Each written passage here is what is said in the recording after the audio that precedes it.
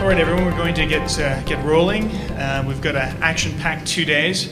My name is Kristopher Stevens. I'm the Executive Director of the Ontario Sustainable Energy Association, and I'd like to say thank you to all of you for joining us, and also to a few of our partners, the Association of Power Producers of Ontario, the Community Power Fund, Photosensitive, who has done a really cool and interesting exhibit at the front, the Toronto Renewable Energy Cooperative, the World Wind Energy Association. Stefan Zanger is here from Germany and has been working with us on this conference for the last few years, and of course hosted the World Wind Energy Conference, where we posed the idea, should Ontario have a Green Energy Act, and York University. Now, I'm going to try to set a little bit of context and then hand over the mic to my colleague David Dio, who's the chair of the Ontario Sustainable Energy Association, and then we'll get rolling into the keynotes for the day. Now, this slide has a graphic that is on the front of most of our brochures, and it captures the fact that OSEA isn't just about wind, it isn't just about solar or biogas, it's not just about geothermal or hydro. We look at integrated energy systems, and we also look at things from the perspective that both community and the private sector are important, and that they should be working together, that we should be growing the pie and creating opportunities. Now, the usual question that I ask is, what's missing? What's missing from this image? Anybody tell me? People, right. People are missing. Now, some of you have been at some of our workshops lately, so you know the answer already, but people are missing, and people are the most important part of what we're trying to do. You know, we get caught up with the different technologies and the technologies that we think are cool in our lives, like our iPhones and other gadgets, but it is culture that is our most powerful technology.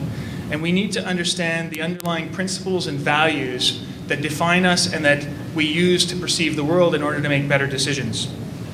Now, over the next couple of days, I really want you to ask questions, to challenge, to get engaged. The way that we've set up the program is really to maximize the interaction between you, the audience, and the panel of experts that we've brought together. It's easy to make assumptions that we're talking about the same things. We're all in the same industry, or we're all interested in sustainability, or moving towards a cleaner, greener, more prosperous future, but sometimes we may be using the same language or the same words, but not actually talking about the same thing. It's sort of like these two in the boat together. They're both hungry, right? But if the cow knew that this guy was thinking about eating something, that he was thinking about eating him, he probably wouldn't be saying, hey, yeah, let's work together and figure out how we're going to feed ourselves. We need to make sure that we challenge, that we really understand where things are going. What do we mean by sustainable energy? What do we mean by improving the feed-in tariff or reforming it? What do we mean by making sure that we move towards a more green energy system? What do we mean by community power, or commercial power for that matter? And recognize that this situation that we're in is really complex. This is some research I did for my master's looking at social friction in Ontario's electricity sector. Social friction being NIMBYism, or conflict between the system as it evolves. Each of those little red and orange dots are points of conflict that are in existence right now between those who want a centralized and a decentralized system, those who want a regulated versus a deregulated, those who believe in renewables versus traditional power, those who are running into barriers or frustrations with the different ministries or agencies like Hydro One. If we focus on just the processes, on just the rules, we're going to get ourselves into trouble, and that's partly why we are where we are now. We need to understand the underlying values and principles so that when we're faced by things that we don't fully understand, we can make good choices.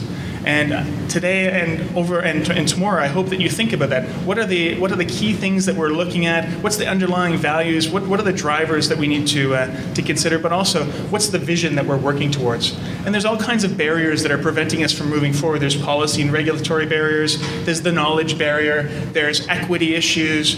We've got entrenched interests who don't want us to take away their market share, right? You know, if you had control of the market, do you really want to give it up? There's project financing questions.